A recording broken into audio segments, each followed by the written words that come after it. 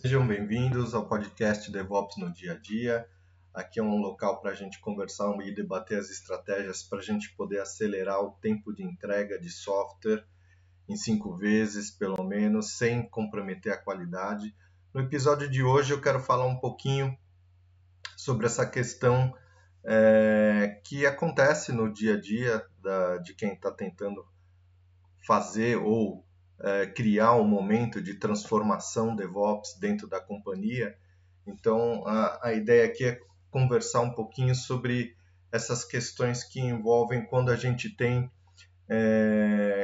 iniciativas dispersas, né, dentro da companhia, e a gente ainda, e por conta disso, a gente não consegue conectar, não criar sinergia entre essas diversas iniciativas dispersas e acaba que a empresa como um todo acaba ficando longe de criar aquele momentum de transformação de DevOps, né?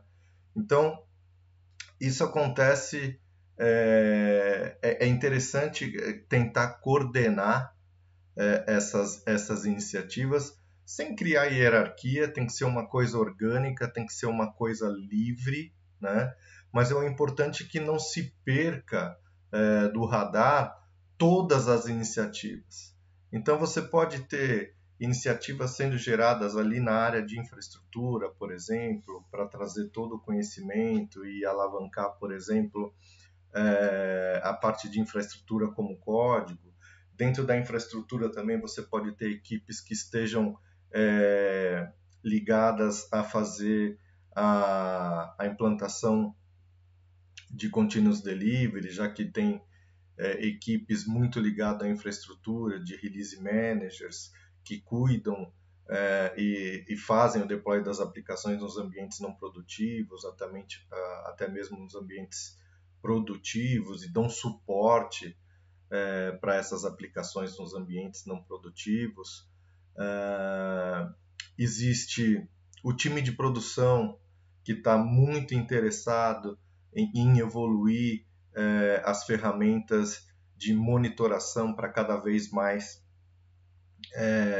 criar uma iniciativa que seja mais proativo, né, para self-healing, por exemplo, para detecção de incidente e contorno e ajuste e resolução de problemas de forma automatizada, até com essas ferramentas trazendo muita capacidade através de inteligência artificial, por exemplo. Então, o importante dessas iniciativas é que a gente consiga criar um momento para disseminar e divulgar o avanço dos resultados, né? Então, isso é muito importante para aqueles que estão envolvidos nesse trabalho como agentes de mudança, né? Que está vendo ali atividades de DevOps em várias áreas da empresa e justamente procurando uma forma de criar uma comunidade para promover esse crescimento. Lembra, todo objetivo gira em torno do tal do muro da confusão. De um lado eu tenho um dev, de um lado eu tenho o ops. A mesma coisa vale aqui para coordenar de forma de criar sinergia para todas essas iniciativas. Não faz sentido, da mesma forma aqui, para todas essas iniciativas, o time de infraestrutura ir para um lado, o time de desenvolvimento ir para o outro, o time de segurança da informação ir para outro lado. Então, o objetivo aqui é justamente a gente criar uma possibilidade de criar uma comunidade para que a gente possa ter sinergia entre todas as frentes e começar a divulgar de uma forma homogênea os resultados que a companhia vem tendo com os esforços na mesma direção para essa transformação. A gente já sabe que a transformação não é uma transformação fácil, né? E ainda mais quando ela vai descoordenada e dispersa, né? Onde cada área está muito interessada, né? Todo mundo quer melhorar o dia a dia do trabalho de cada uma das equipes, todo mundo quer melhorar o seu dia de trabalho, quer se atualizar, quer crescer na carreira, mas olhando para o conjunto da empresa, é importante que se crie uma sinergia até para mostrar um resultado mais coeso dentro das companhias. Então, se você teve pequenos projetos com pouco sucesso e está a fim de construir ou promover esse esforço, criar uma sinergia, você é um agente de mudança, até mesmo um gestor no nível de gerência ou coordenação, esse episódio de hoje é para você.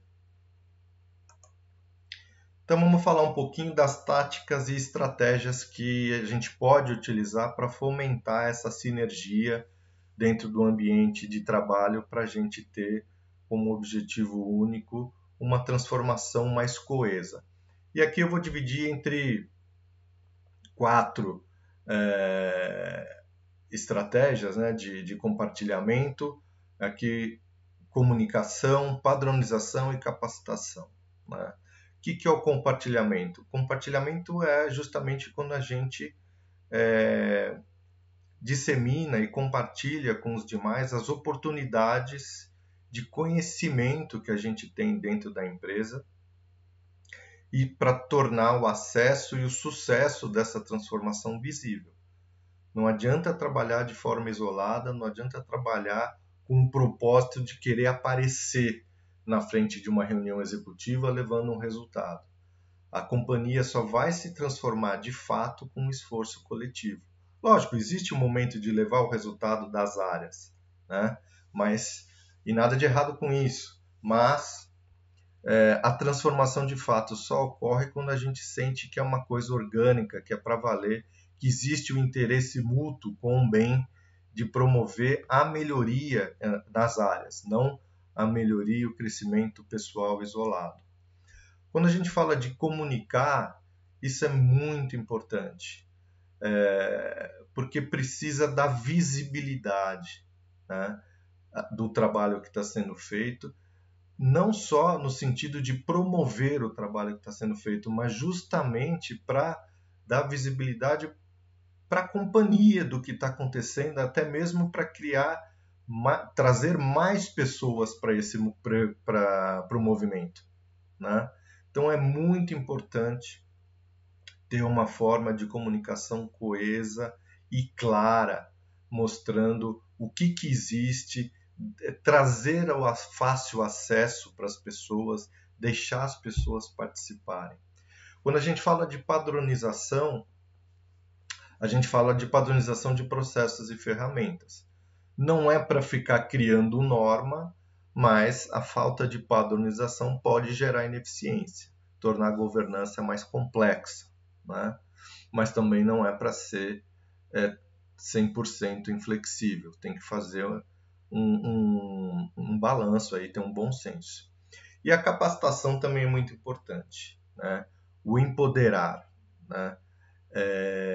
Nesse momento de transformação, as pessoas vão surgir pessoas muito interessantes que vão se destacar na liderança, na condução de algumas atividades que a gente vai comentar aqui mais à frente, e é super importante dar o espaço e ficar muito atento com as pessoas que se destacarem nessa transformação. Então vamos falar um pouquinho de cada uma delas, dessas estratégias, e trazer um pouquinho das táticas, ou seja, a forma de como fazer, como colocar isso para rodar dentro da companhia, né? Então a parte de compartilhar, como eu falei, é justamente à medida que você começa a disseminar, você aumenta a possibilidade das pessoas que conectam com você, né, de trazer mais aliados para aumentar esse movimento e disseminar a transformação, o que pode ser e é muito importante no início de uma transformação. Quanto mais aliado a gente tiver, mais pessoas conectadas com o propósito, com o objetivo, né? Importante ter maneiras de divulgar os benefícios da transformação DevOps sem ser agressivo. tem muita coisa. Os benefícios por si só do DevOps, eles são agressivos no sentido de positivo dos resultados que podem trazer, mas sempre precisa tomar cuidado com a forma de comunicar, a forma de compartilhar, porque obviamente existe ainda toda uma forma de trabalho dentro da companhia e a gente quer promover uma nova forma de trabalho. E essa forma de trabalho, ela não pode entrar de uma forma agressiva, porque senão a gente vai reduzir o número de aliados para a gente conseguir fazer a transformação. Outra coisa que é muito importante, né? Mostrar um estudo de caso que mostra um benefício tangível e chama a atenção. Isso pode ajudar e muito a transformar a opinião dos detratores, né? Porque toda transformação, toda mudança vai ter as pessoas que têm afinidade e são as pessoas, os promotores, e vão ter as pessoas neutras e vão ter os detratores.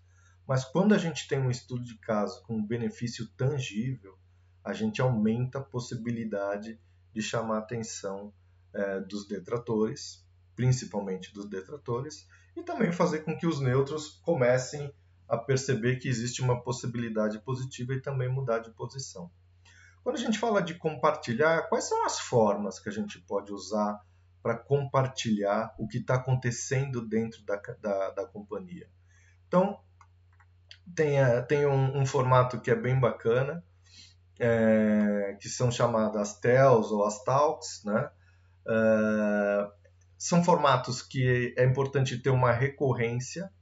Ela pode ser semanal, ela pode ser quinzenal, ela pode ser trimestral. Então é legal que nesse formato os times eles vão contar sobre as experiências que eles estão tendo no decorrer do dia a dia nos seus projetos com DevOps, né? Então pode fazer uma demo, pode ser sobre novas ferramentas, pode ser sobre o uso de alguma prática, a aplicação de um determinado princípio de DevOps, né? Eu vejo que normalmente as pessoas se atêm muito à ferramenta, né? Mas a ferramenta é uma partezinha do DevOps, né? Você não faz DevOps efetivamente se não souber e não aplicar os princípios e as práticas. Então, eu recomendo fortemente aqui que tenham TELs, tenham essas talks também para disseminar os princípios e as práticas envolvidas nos principais pilares de DevOps e não só ferramenta. Ferramenta é muito legal, sim, é importante dar a cola no processo, né? Mas só ferramenta não resolve.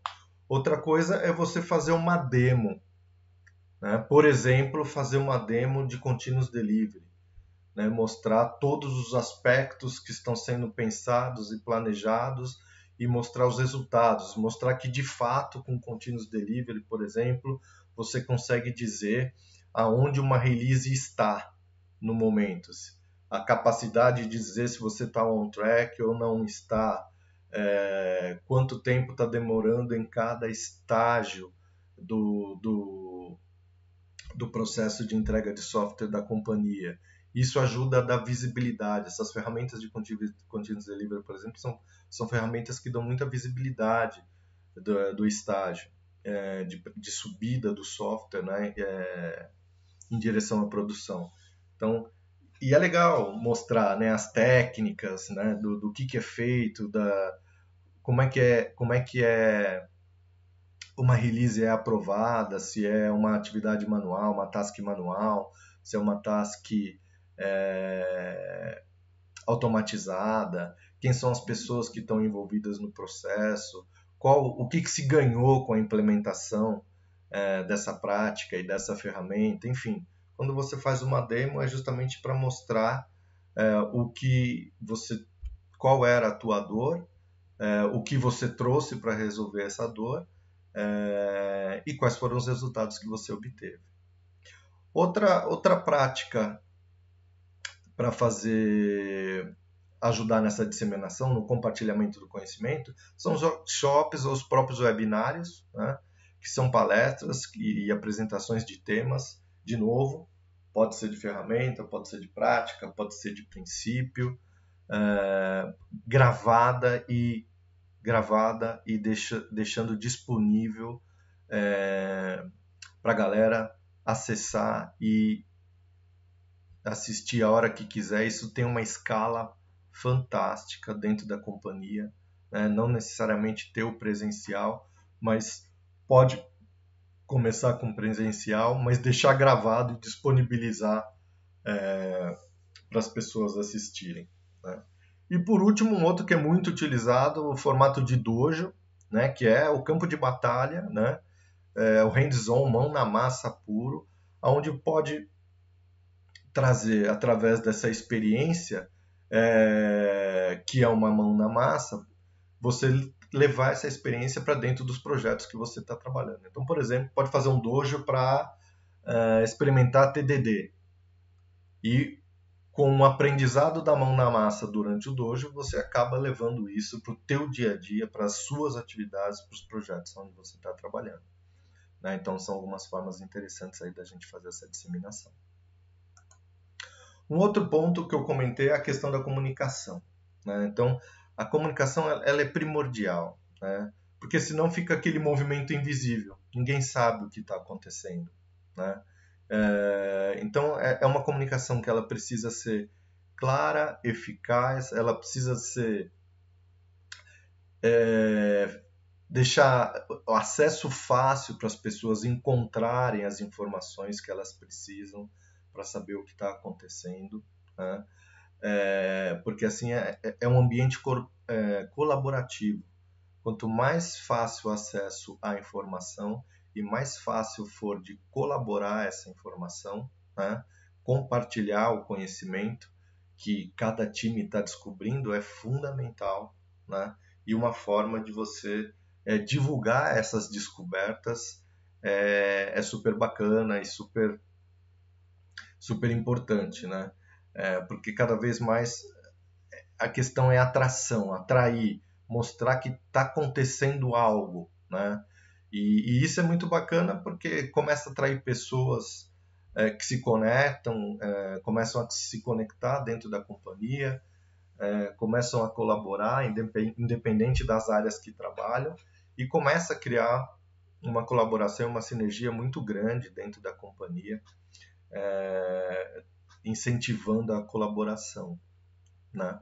Acho isso muito legal. Uma experiência bacana pode surgir através de um grupo. Normalmente, quando se implementa agilidade de forma corporativa, se cria um grupo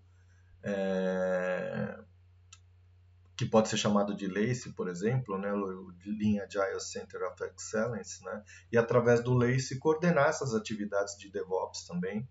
Eu já participei de uma empreitada como essa, é muito bacana, ajuda a disseminar, tem presença na empresa como um todo. Eu trabalhei como pilar de ferramental e de DevOps e tem muito valor trabalhando junto com a transformação de agilidade em escala dentro da companhia. E o que é legal, né? Estudo de caso, fazer um marketing, né? Fazer um marketing das coisas que estão acontecendo na companhia. Então é muito importante, porque as pessoas têm interesse em formatar um estudo de caso de DevOps, e justamente por essas questões que a gente está comentando aqui, de ter uma dispersão muito grande, ainda mais quando a empresa é grande, né? Acaba que não tem aquela cola, né? Juntar o começo, meio e fim de uma jornada, que resultado que foi dado, até porque não se ouvem propostas. Precisamos fazer DevOps ou não? Precisamos fazer DevOps por DevOps? Não vai chegar a lugar nenhum, né? E é muito legal quando a gente tem um porquê para fazer essa transformação e conectar. Aqui é que está a sacada, né? Conectar um resultado de negócio com as práticas que estão sendo implementadas. A prática pela prática, a ferramenta pela ferramenta, ela não vai te levar a lugar nenhum. Agora, conectar um resultado de negócio com a implantação das práticas e das ferramentas, aí sim você tem a cola completa. Então, um bom estudo de caso de DevOps, ele requer 3 coisas. Uma história com começo, meio e fim, conectando o resultado de negócio com o benefício das práticas. Vamos mostrar que um determinado aspecto era muito doloroso e agora a gente conseguiu entregar mais, dobramos o número de funcionalidades entregues. Ao contrário do que se pensava, a automação de esteira de entrega, ao invés de trazer risco, ela trouxe mais segurança. A gente efetivamente consegue ter um modelo, uma forma de trabalho segura de chegar à produção. Enfim, são essas coisas que precisam ser destacadas num estudo de caso como esse, recheado de fatos, né? Antes e depois, e métricas, principalmente. Tá legal? E aí você pode utilizar no formato de wiki o próprio Confluence, né, da Atlassian, sem falar muito de ferramenta, mas é uma ferramenta muito bacana para promover, facilitar essa colaboração. Uma outra forma, os chat rooms, né?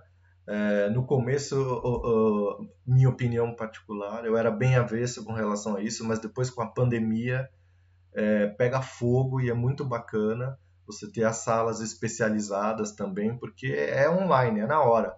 As pessoas vão lá, entregam conteúdo, você pode colocar alerta, depois você consulta, você responde às pessoas. É muito bacana essa colaboração diária praticamente, né? Todo mundo vai lá e acaba criando um novo formato de trabalho. Você sabe que quando o lugar é abastecido de informação e as pessoas discutem, colaboram, você volta, você acaba voltando e você frequenta, né, aquela sala e é muito bacana. E te dá vontade, obviamente, também de contribuir, não só ouvir. O próximo é a questão da padronização. Então, quando a gente fala de padronização, principalmente numa transformação, né, de DevOps, poxa, mas e a inovação, né? Então tem que haver um balanço, né, entre padronização, inovação, flexibilidade, né? A gente tem que ver que tem situações onde a falta de padrão ela pode gerar ineficiência. Então é importante identificar quais são essas áreas e padronizar. Por exemplo, é muito importante que se tenha uma consistência boa, alta, aonde? No Continuous Delivery. Isso significa que é importante, no caso do Continuous Delivery, você padronizar os componentes que participam dessa solução. Ah, mas eu sou obrigado a ter um único stack de ferramentas, eu sou obrigado a usar um único stack de práticas. Para garantir a consistência, é importante que haja padronização. Não significa que não se possa ter um cardápio com 2, 3 opções. Pode ter. O que não pode é deixar livre num ponto em que efetivamente a gente precisa de muita segurança, né? Agilidade e segurança para colocar o nosso software em produção. Aí sim a gente consegue acelerar sem comprometer a qualidade. Então esse é bem legal. Formas de fazer isso, principalmente, né, você pega serviços tradicionais aí, né? Disponibilização de ferramental ALM, a issue tracking, repositório, ferramenta de build, CI/CD, disponibilização de infra. É legal que padronizar a entrega desse serviço, principalmente na modalidade de self-service, né? Como a gente já viu em alguns episódios anteriores aí no nosso podcast, a velocidade, né, que a gente tem na companhia.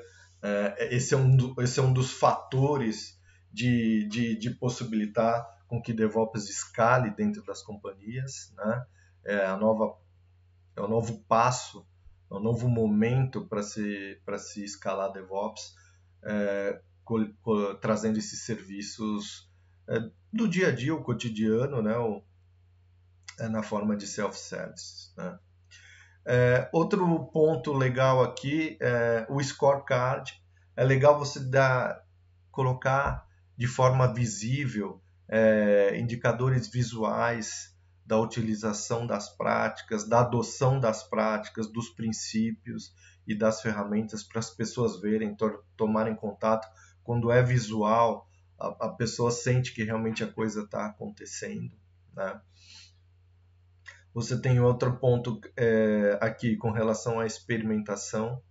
Então, constrói o teu business case, né? Os seus estudos de caso, a partir das descobertas que vocês estão fazendo dentro da companhia. Muito importante montar, empacotar um estudo de caso para mostrar que o investimento da companhia está valendo a pena, está dando retorno, né? E o vocabulário comum, é legal criar uma legenda, um vocabulário, porque aparecem termos novos e é importante equalizar o vocabulário para equalizar o conhecimento, né? Então, o que é um Continuous Delivery, o que é um Continuous Deployment, qual o benefício disso, o que é um TDD, por que na parte de segurança da informação eu faço um Shift Left, enfim, PI Planning, né? Tem uma série de jargões aí, de termos novos que é importante disseminar e equalizar o conhecimento entre todos dentro da companhia.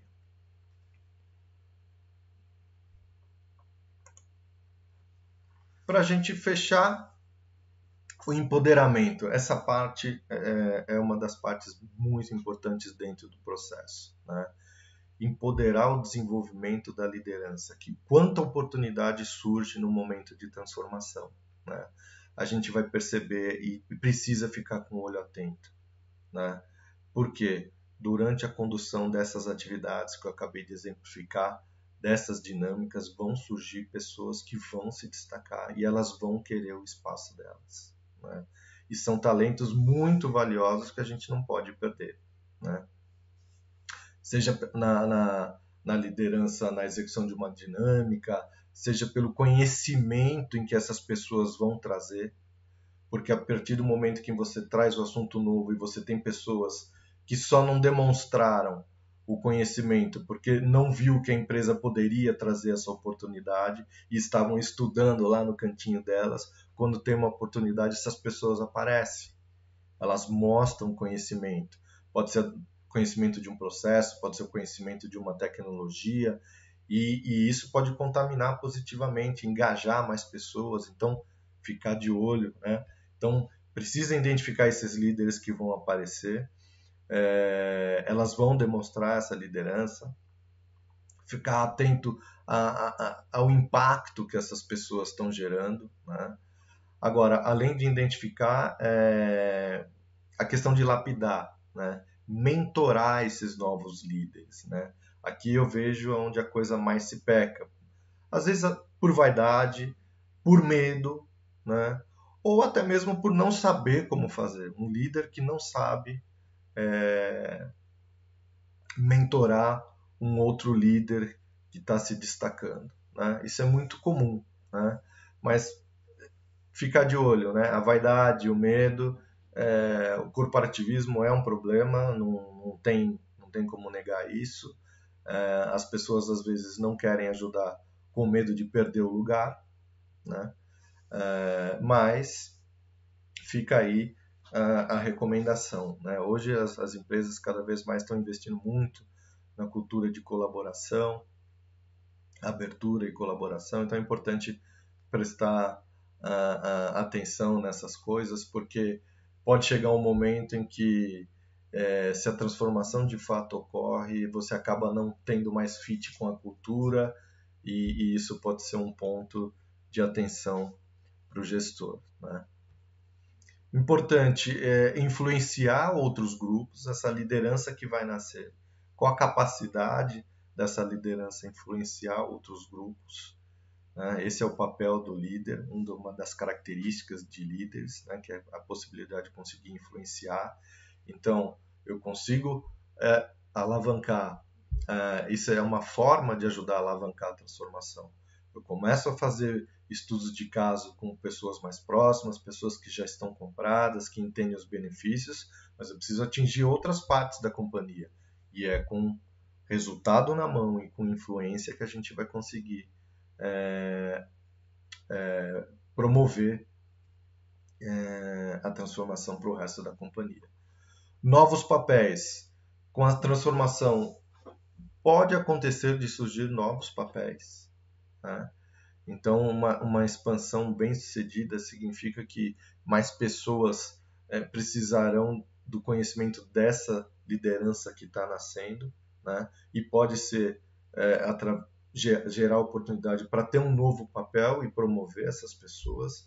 E realmente isso é muito importante, muito valioso para a companhia, não perder a oportunidade de alavancar o surgimento de novas lideranças internas aí para ajudar a alavancar, no final das contas, o negócio, alavancar os resultados da companhia. Legal, pessoal? Então era isso que eu queria falar para vocês hoje no episódio de hoje. Não esquece de compartilhar, dar o joinha e também comentar aí, seguir o nosso podcast nas redes sociais. Vejo vocês na próxima. Até mais.